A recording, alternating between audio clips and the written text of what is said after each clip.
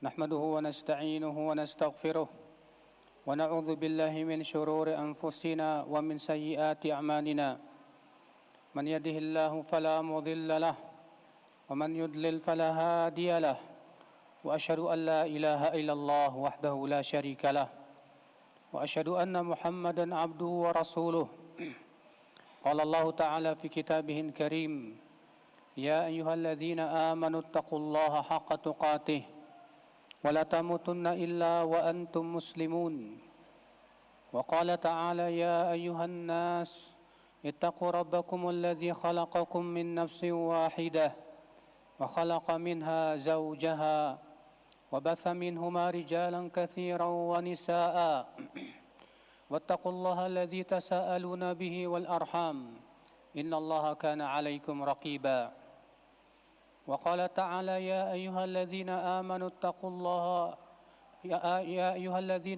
اتقوا الله وقولوا قولا سديدا يصلح لكم أعمالكم ويغفر لكم ذنوبكم ومن يطع الله ورسوله فقد فاز فوزا عظيما أما بعد فإن أصدق الحديث كتاب الله وخير الهدي هدي محمد صلى الله عليه وسلم وشر الأمور محدثاتها وكل محدثة بدعة وكل بدعة ضلالة وكل ضلالة في النار.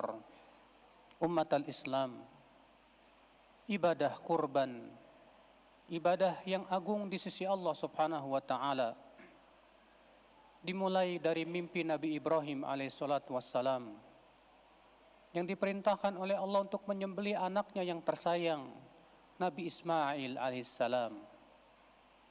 Maka Nabi Ibrahim pun menyampaikan mimpinya tersebut kepada anaknya, karena mimpi para nabi adalah wahyu dari Allah. Ketika Nabi Ismail mengetahui tentang wahyu tersebut dan bahwasanya ayahnya diperintahkan oleh Allah untuk menyembelih dirinya, maka Nabi Ismail pun menyerah kepada Allah. Maka Nabi Ismail berkata, ya abati fa'al ma tu'mar satajiduni insyaallahu minas sabirin.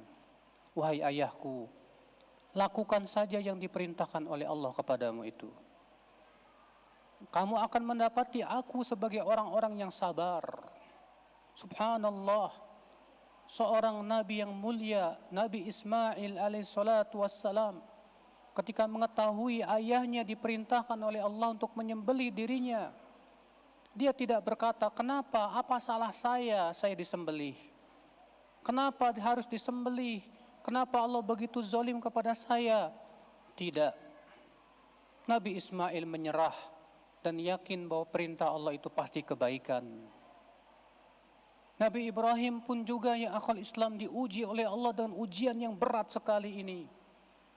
Bayangkan anaknya Nabi Ismail, anak kesayangannya yang sudah lama Nabi Ibrahim mengidam-idamkan anak laki-laki ini.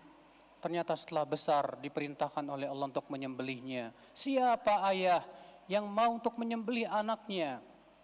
Tapi karena ini perintah Allah, Nabi Ibrahim pun menyerahkan diri kepada Allah. Subhanallah, ya akhal Islam. Lalu kemudian ketika Nabi Ibrahim telah hendak menyembelih anaknya dan kedua-duanya sudah menyerah dirinya kepada Allah, maka Allah pun memberikan jalan keluar. Wa fadainahu bidzibhin azim, dan kami gantikan dengan sembelihan yang besar. Maka Allah pun kemudian menggantikan dengan sembelihan seekor kambing, dan Nabi Ibrahim pun tidak jadi menyembelih anaknya. Karena tidak mungkin Allah Subhanahu wa taala melakukan kezaliman, tapi Allah melakukan itu sebagai ujian. Dari sini, ya akhwal Islam, sebuah pelajaran yang agung sekali, yang hendaknya kita selalu kita ingat dan kita petik dari pelajaran agung ini. Jadilah kita hamba-hamba yang senantiasa sami'na wa ata'na, seperti Nabi Ibrahim yang diuji oleh Allah untuk menyembelih anaknya, padahal itu sesuatu yang sangat berat. Tapi karena sudah perintah Allah, Nabi Ibrahim tetap taat. Nabi Ismail ketika dirinya hendak disembelih dan karena itu perintah dari Allah, Nabi Ismail pun menyerahkan dirinya kepada Allah Subhanahu wa taala. Namun sayang di antara kita terkadang ketika Allah memberikan perintah sesuatu, ketika tahu misalnya ini dilarang, kita seringkali kemudian tidak ridha dengan larangan Allah. Kita lebih ridha dengan peraturan hawa nafsu diri kita sendiri. Ketika Allah memerintahkan kita sholat, terkadang kaki kita untuk pergi ke masjid saja terasa berat sekali. Ketika Allah melarang kita melakukan larangan-larangan, Allah menyuruh kita untuk misalnya menundukkan pandangan kita ketika melihat seorang wanita yang cantik jelita. Itu saja kita amat sulit sekali untuk melakukannya ya akhal Islam, azani Allah wa iyyakum. Betapa butuhnya ya akhal Islam untuk menjadi jiwa-jiwa yang Islam, yang sami'na wa ata'na, yang senantiasa menyerahkan dirinya kepada Allah, yang senantiasa mau diatur oleh Allah Subhanahu wa taala, bukan diatur oleh hawa nafsu dirinya, bukan diatur oleh hawa nafsu dan syahwatnya. Karena sesungguhnya ya akhal Islam, apa yang Allah aturkan kepada kita itu pasti yang terbaik buat kita. Maka dari itulah ya akhal Islam, yang kita sembelih sekarang ini adalah merupakan ibadah yang begitu sangat agung sekali. Maka ketika kita menyembelih itu, ingatlah tentang kisah Nabi Ibrahim dan Ismail itu, yang Allah kisahkan dalam Al-Quran. Dan jadilah kita seperti mereka berdua, yang senantiasa siap dan tunduk kepada Allah Subhanahu wa ta'ala. Aqulu qawli hadha wa astaghfirullah li wa lakum.